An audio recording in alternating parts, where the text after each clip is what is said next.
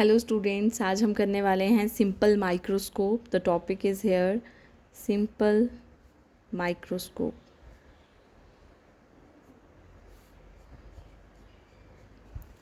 Now what do you mean bye simple microscope? तो पहले microscope क्या है? तो microscope is a device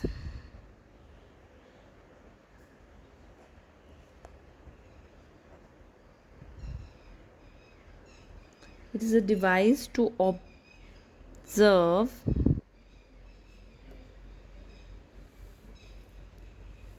large image, that is your magnifying image, means magnified image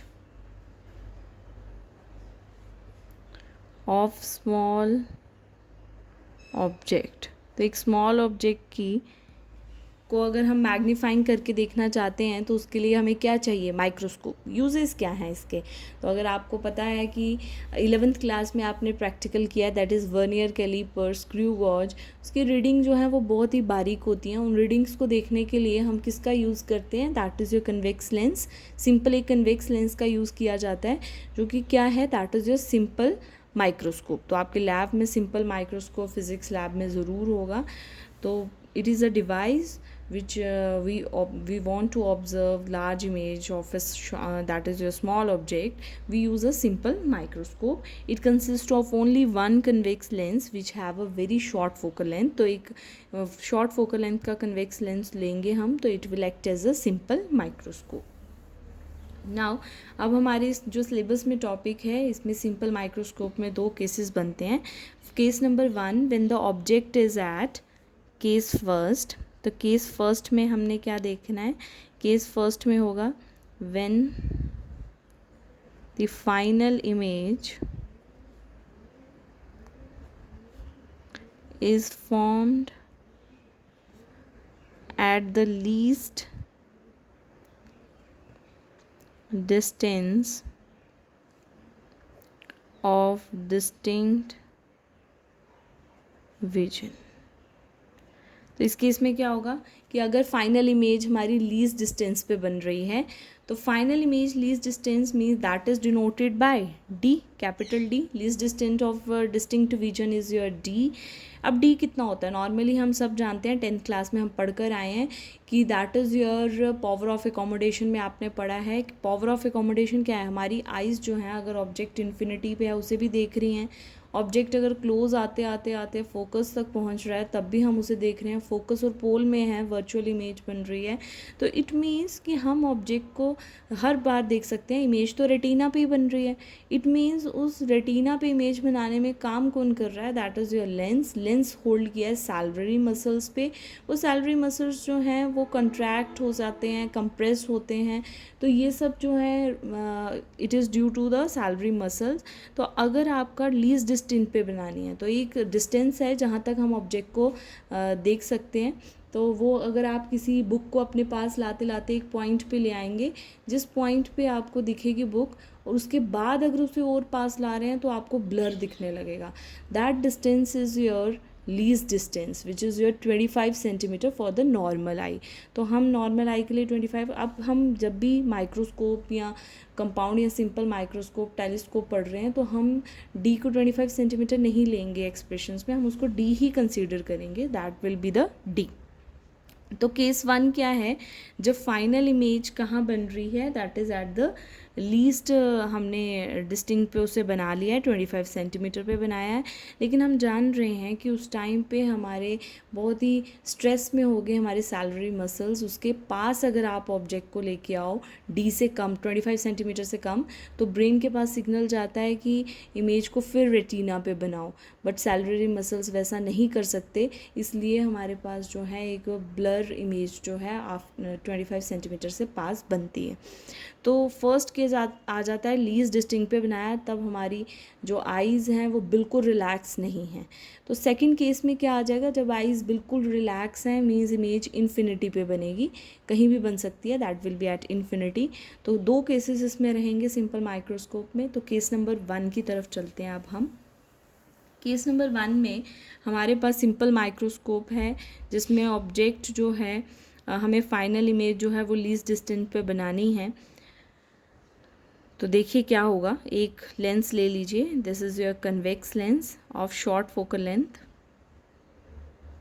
this one is your principal axis,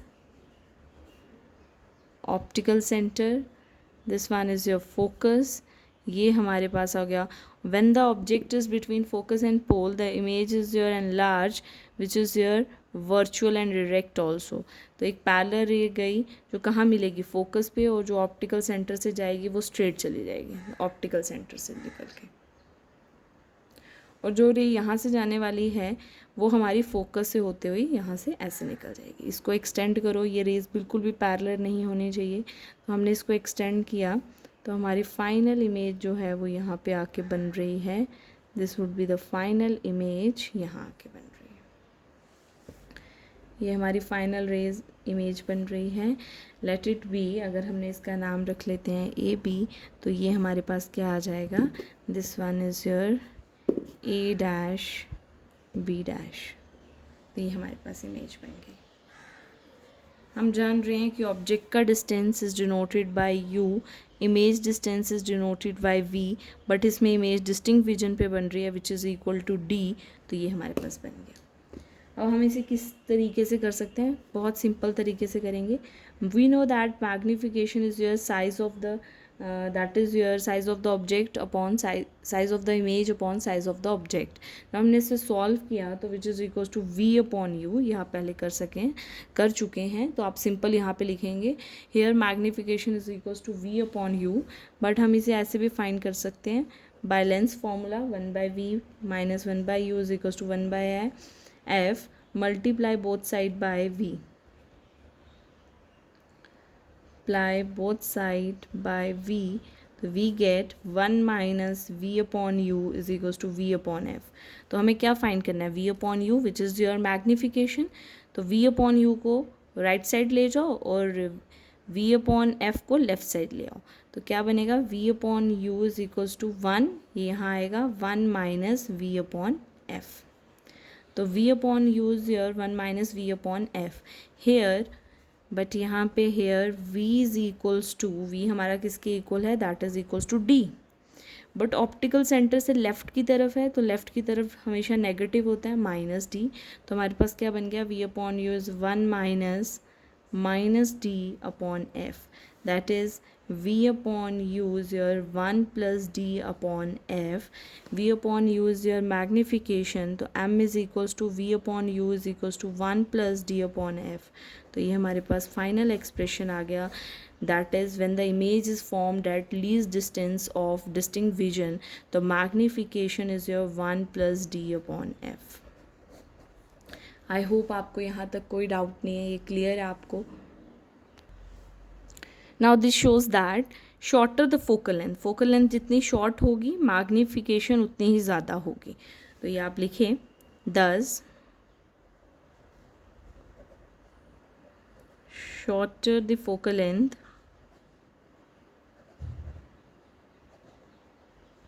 of convex lens, the greater is its magnifying power।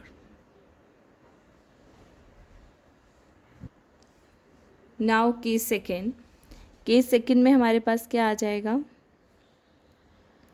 when the final image is formed at infinity। तो अगर final image infinity पे बने उस case में क्या होगा, again we consider convex lens of short focal length. इस case को आप ध्यान से समझेंगे। This one is your principal axis। अगर हमें इमेज जो है वो इन्फिनिटी पे बनानी है तो object should be at focus. तो ऑब्जेक्ट कहाँ होगा, ऑब्जेक्ट फोकस पे होगा। Object is at focus, parallel ray will meet at focus. तो अगेन ये यहाँ पे फोकस पे मीट करेगी, और जो रे ऑप्टिकल सेंटर से जाएगी वो स्ट्रेट ऐसे निकल जाएगी। These two rays should be parallel। तो ये हमारे पास इमेज फॉर्म, इमेज कहीं भी बन सकती है।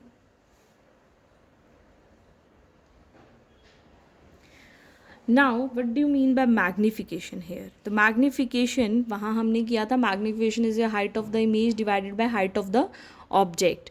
और मैग्निफिकेशन जो है, अगर height of the image divided by height of the object है which is equals to v upon u, but यहाँ मैग्निफिकेशन हम कंसिडर करेंगे कि magnification is your angle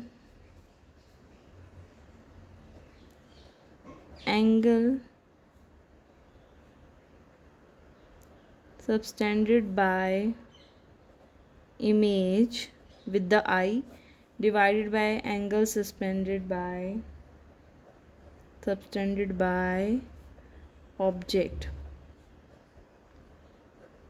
angle subtended by image, जो एंगल जो है सबस्टेंड कर रही है कौन, इमेज आई के साथ, और एंगल सस्पेंड हो रहा है ऑब्जेक्ट का आई के साथ। तो यहाँ आई हम बना लेंगे, दिस वन इज एन आई, जिससे हमें इमेज दिख रही है। अब एंगल सस्पेंड क्या है और क्यों इस केस में ऐसा क्यों लिया? जब हम कंसीडर कर रहे हैं इन्फिनिटी पे, और इस केस में ज़रूरी नहीं है इन्फिनिटी, दूसरे पे भी ले सकते हैं, बट इमेज और ऑब्जेक्ट जो हैं वो दोनों एक ही पॉइंट पे सेम पोजीशन पे होंगे, तब हम ये फॉर्मूला लेते हैं angle suspended bye image divided by object. ये कब कंसीडर करना है? जब हमारा केस क्या होगा, when the object and the image both are at the same location. तो ये सेम लोकेशन के केस में होता है, जब ऑब्जेक्ट और इमेज सेम लोकेशन पे हैं। तो कैसे होगा? मीन्स ये ऑब्जेक्ट है, ठीक है, ये इमेज फॉर्म हो रही है। इमेज कहीं भी बन सकती है, मान लो यहाँ बन गई, यहाँ इमेज बन गई, ठीक है। मान लो इसी को एक्सटेंड करो, इमेज यहाँ बन गई, कहीं भी बने, तो ये एंगल कितना बनेगा आई के साथ, ये है ना आई वाली रे, तो ये एंगल होगा beta. This angle is your beta. Construction करो, अल्फ़ा क्या है, ऑब्जेक्ट बनाएगा, तो इसी को यहाँ पे लेकर जाइए।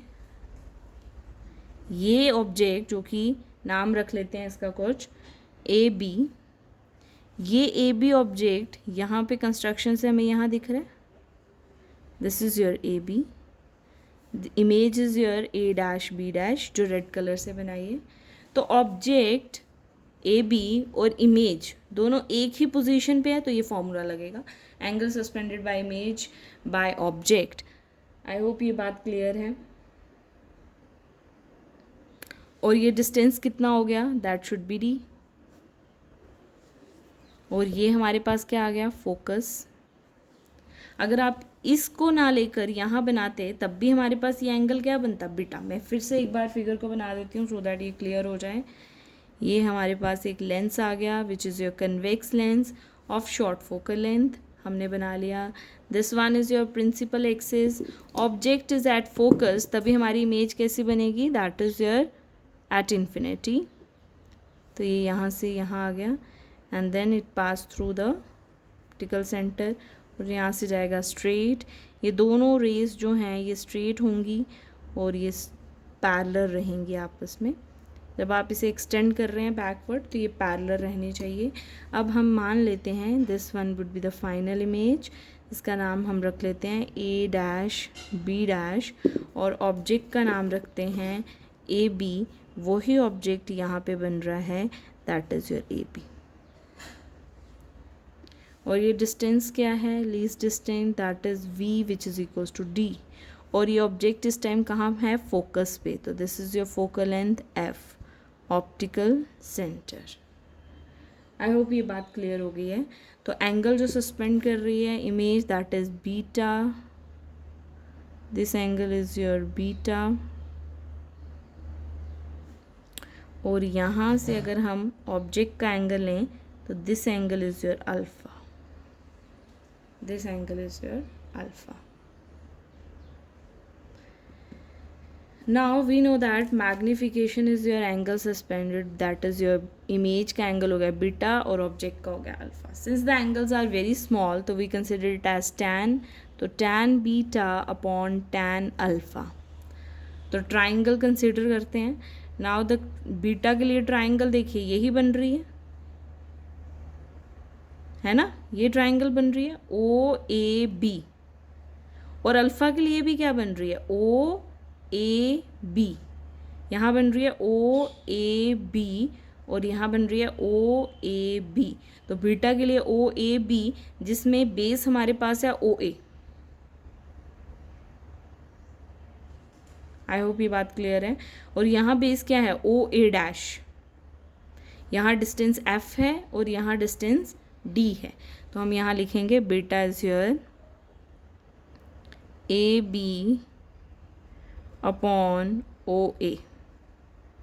और यहाँ आ जाएगा that is A B upon O A dash. तो ये समझना बहुत ज़रूरी है कि दोनों ट्राइंगल्स में हमारे पास परपेंडिकुलर सेम हाइट पे है, that is A B and A B, but बेस देखो डिस्टेंस बढ़ रहा है. अल्फ़ा के लिए ट्राइंगल है ओ बी ए, ये ट्राइंगल है. और बीटा के लिए ओ बी ए, ये ट्राइंगल है. ट्राइंगल्स में फ़र्क है, नाम चाहे सेम है, ट्राइंगल में फ़र्क है. नाम इसलिए सेम है क्योंकि ऑब्जेक्ट को हमने कंसिडर किया सेम पोजीशन पे. तो सेम पोजीशन पे होगा तभी ये फॉर्मूला लगेगा. अगर सेम पोजीशन नहीं है तो आपका ये एंगल सस्पेंडेड वाला फॉर्मूला नहीं लगने वाला है. तो यहाँ पे A B and A B cancel, तो हमारे पास क्या आ जाएगा ओ ए डैश अपॉन ओ ए. तो ओ ए डैश को अगर आप देखेंगे तो ओ ए डैश मीन्स ये distance which is your v और लेफ़्ट की तरफ है तो टेकन इट एज नेगेटिव. तो नेगेटिव डी, वी डी के इक्वल है, negative D upon O A that is negative F. तो मैग्नीफिकेशन हो गई डी अपॉन एफ. अगर लास्ट केस देखें तो when the object is formed at the least distance then the magnification is 1 plus D upon F. तो magnification ज़्यादा है 1 plus something. तो यहाँ मैग्नीफिकेशन ज़्यादा है जब हमारा लीस्ट डिस्टेंस है, लीस्ट डिस्टेंस. तो लीस्ट डिस्टेंस पे मैग्नीफिकेशन 1 प्लस समथिंग है. और जब हमारी रिलैक्सड आई है means object image is at infinity when the magnification then the magnification is your D upon F. तो हमारी मैग्नीफिकेशन तो लीस्ट डिस्टेंस पे बढ़ रही है बट हमारी आइज़ बिल्कुल रिलैक्स नहीं है. इस कंडीशन में आफ्टर 1 आवर 15 मिनट्स 20 मिनट्स आपको आइज़ में पेन होना स्टार्ट हो जाता है. तो हम ये ज़्यादा मैग्नीफिकेशन करने के लिए आइज़ को जो है वो नुकसान नहीं दे सकते. तो magnification is your D upon F when the object is at infinity, when the object is at focus and the image is at infinity, eyes are relaxed at position. When the object is at between focus and pole, then the image is your virtual, erect and it is magnifying. Then the formula is your 1 plus d upon f. I hope ये topic आपको clear है. कोई doubt है तो बताइए. Simple microscope is used for in the laboratories when we study vernier caliper readings और screw gauge readings. तो it is I hope ये सब लैब्स में प्रेजेंट है. तो आप देख सकते हो ज्वेलरी मेकर्स इसे यूज़ करते हैं. अगर हमने प्रिंटिंग कोई लेटर्स देखने हैं जो कि बहुत स्मॉल हैं उसे मैग्नीफाइंग करके देखना है, अगर हमने क्लॉथ में थ्रेड्स को देखना है तब हम इसे यूज़ करते हैं. तो सपोज़ करिए आपने स्टैम्प, किसी ने अपने स्टैम्प पे बहुत कुछ, एक छोटे से स्टैम्प मार्क में बहुत कुछ लिखा होता है, अगर हम उसको डिटेल में पढ़ना चाहते हैं तो हम इसको यूज़ कर सकते हैं. तो I hope this topic is clear to you. इस पे न्यूमेरिकल्स जो हैं आफ्टर थ्योरी मैं वो अपलोड करूँगी. आई होप आपको ये टॉपिक क्लियर है. Like share and subscribe.